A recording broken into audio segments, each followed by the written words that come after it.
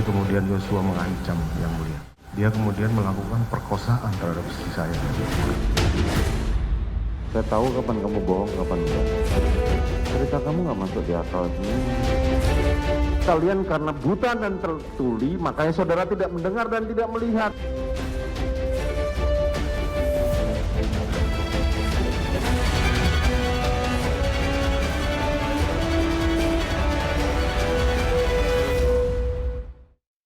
Verdi Sambo dan Putri Chandrawati mengajukan 35 bukti meringankan ke Majelis Hakim dalam sidang hari ini. Ya pemirsa, diantaranya adalah foto keakraban Sambo dan Putri dengan para ajudan serta asisten rumah tangga. B1A sampai dengan B1E adalah foto perayaan ulang tahun perkawinan terdakwa Verdi Sambo dan Putri Chandrawati yang kedua-dua tanggal 7 Juli 2002 di kediaman Magelang. Bukti B2 adalah foto ruang tamu kediaman di Magelang. Bukti B3A sampai dengan B3H adalah foto acara Tali Kasih HUT Polri tertanggal 1 Juli 2022. Kemudian bukti 4A dan bukti 4B adalah foto saksi Richard Eliezer melakukan sterilisasi kediaman Duren 3 nomor 46. Bukti B5 adalah foto almarhum Nofriansah Yosua Huta Barat saat menyetrika baju di ruang tamu di kediaman Magelang pada tanggal 3 Juli.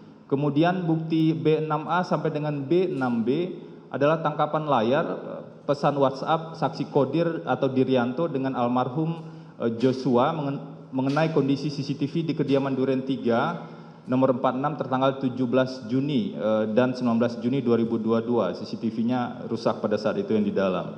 Kemudian bukti B7 adalah foto aktivitas tes COVID-19 antigen yang dilakukan oleh saksi Daden kepada almarhum Joshua untuk SOP acara internal di kediaman Bangka pada bulan September 2020. Bukti B8 adalah foto aktivitas almarhum Joshua sebagai penanggung jawab perlengkapan kediaman rumah Bangka, Saguling dan Duren 3 tanggal 3 Mei 2021. Bukti B9A sampai dengan B9G adalah foto kedekatan antara Pak Verdi Sambo dan Putri Chandrawati bersama para ART dan ajudan di beberapa acara.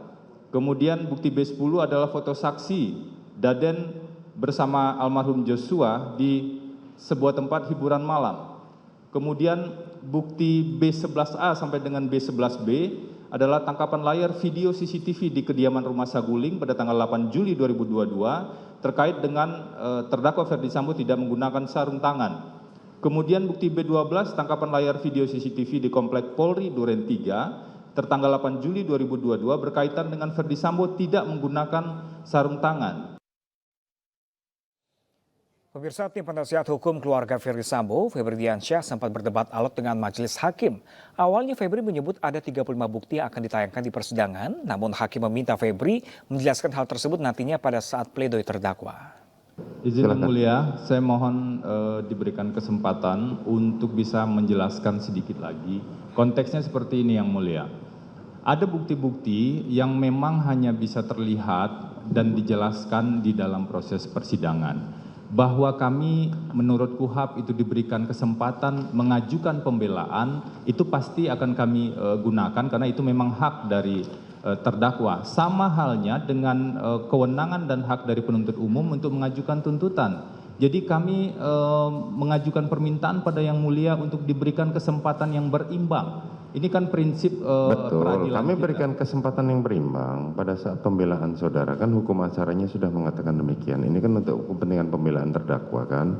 Saat ini kalau saudara mengajukan bukti, kita terima dan nanti saudara jelaskan pada saat pembelaan. Itu saja.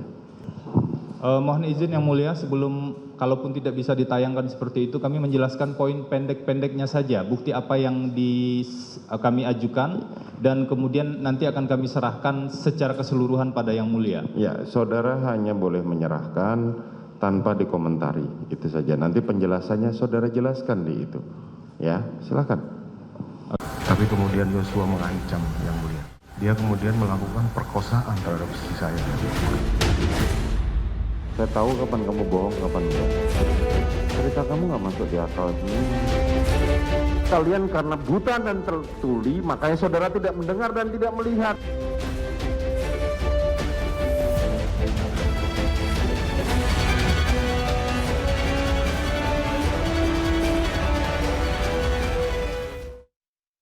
Kita ke informasi lain pemirsa, menyambut tahun baru 2023, calon penumpang di Bandara Soekarno-Hatta masih terpantau padat. Tercatat sebanyak 56.000 penumpang yang berangkat dari Terminal 3 dengan mayoritas melakukan perjalanan ke luar negeri. Situasi di Terminal 3 keberangkatan di Soekarno-Hatta, Tangerang, Banten hari ini masih terpantau cukup ramai.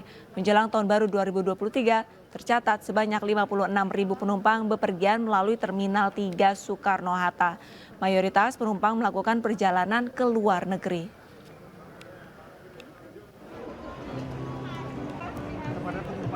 Juga masih terjadi di stasiun Gambir. Hal ini nampak dari banyaknya antrian calon penumpang di kursi peron stasiun sejak pagi tadi. Wilayah Jawa Tengah dan Jawa Timur masih menjadi tujuan favorit para penumpang. Mayoritas mereka berpergian untuk menghabiskan liburan akhir tahun. Mayoritas calon penumpang melakukan perjalanan ke sejumlah stasiun tujuan di wilayah Jawa Tengah dan juga Jawa Timur. Diprediksi lonjakan penumpang masih akan terjadi hingga malam pergantian tahun.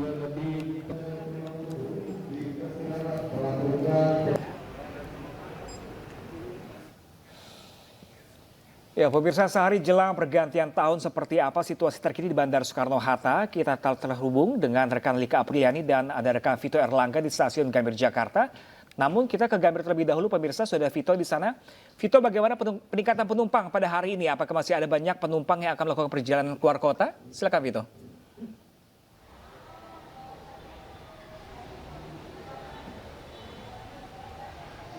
Ya, Pram, Alista dan pemirsa, dapat kami laporkan lonjakan calon penumpang kereta api masih terjadi di stasiun Gambir, di tempat di mana saat ini kami melaporkan.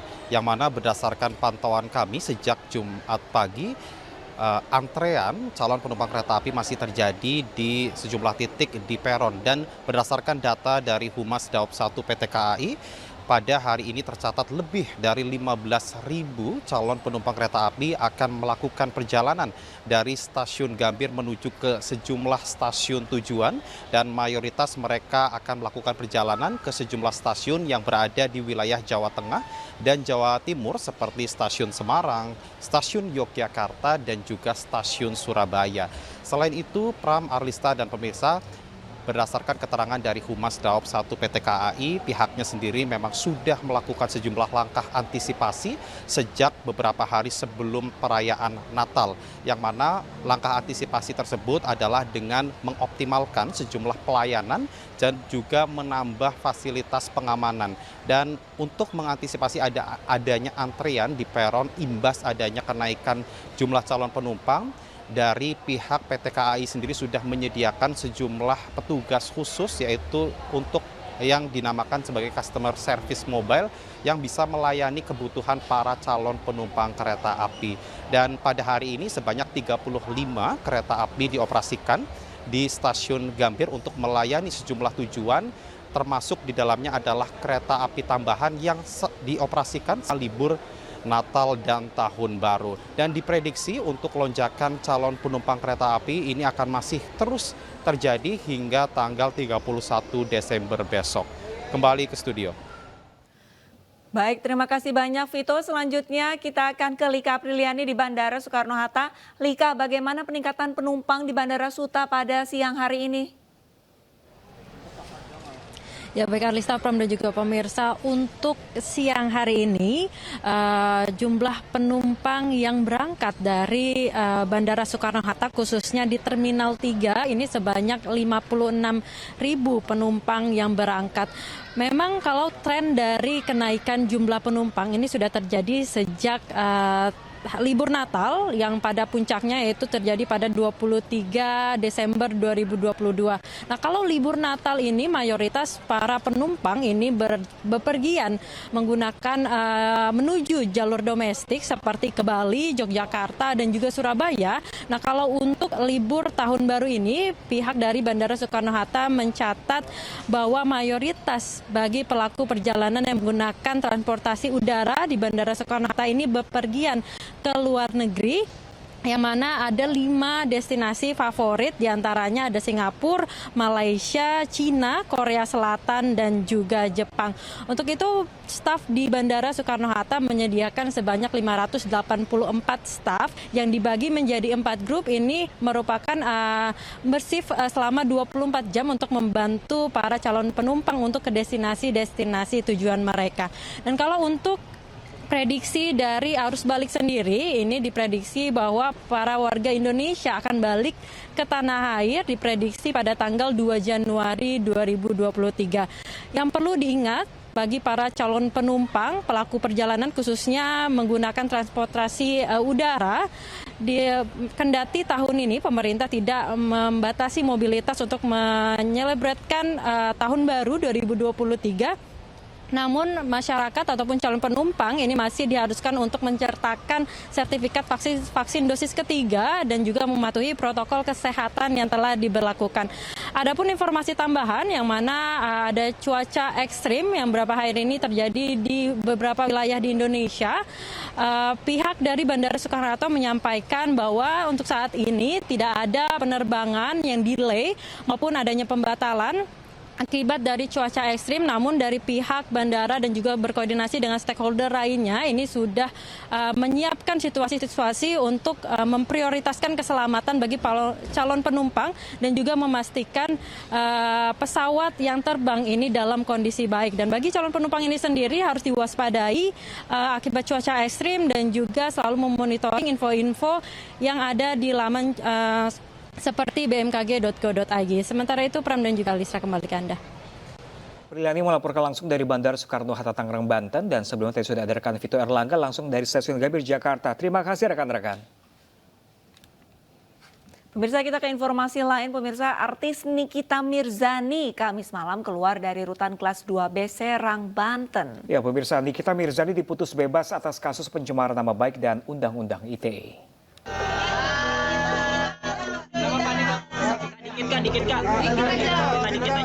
Senyum sumringah ditujukan artis Nikita Mirzani saat keluar dari rutan kelas 2B Serang, Banten, Kamis malam. Nikita akhirnya divonis bebas dalam kasus pencemaran nama baik dan Undang-Undang ITE. Pihak kuasa hukum mengklaim kliennya bebas murni dan kasusnya tidak layak diteruskan. Alasannya, jaksa penuntut umum dianggap tidak serius karena tidak bisa menghadirkan Dito Mahendra sebagai saksi. Aku terpenjara di rutan Serang kelas 2B nggak tahu atas kesalahan apa, juga bingung gitu kan, tapi ya udah ikutin aja alurnya sampai hari ini akhirnya bisa pulang. Pada saat itu juga majelis hakim mengambil sikap menyatakan tuntutan sudah tidak dapat diterima. Dengan pertimbangan, beberapa pertimbangan, salah satunya jaksa tidak mampu, tidak serius mengurus perkara itu. Seperti itu. Ya. Tidak bisa menghadirkan karena dibilang sakit, kita sudah tahu tidak sakit. Dia bilang ada di Malaysia, kita punya bukti dia ada di Singapura. Hakim tidak suka dipermainkan seperti ini.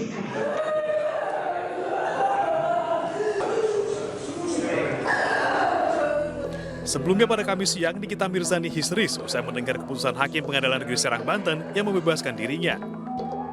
Nikita dibebaskan usai Dito Mahendra, saksi korban dari jaksa penuntut umum yang juga pelapor, tidak hadir 4 kali di persidangan. Merujuk pasal 185 KUHP, keterangan saksi di persidangan merupakan alat bukti yang sah. Dengan tidak hadirnya Dito, maka jaksa tidak bisa membuktikan tuduhan terhadap Nikita Mirzani. Dari Serang, Banten, Maesap.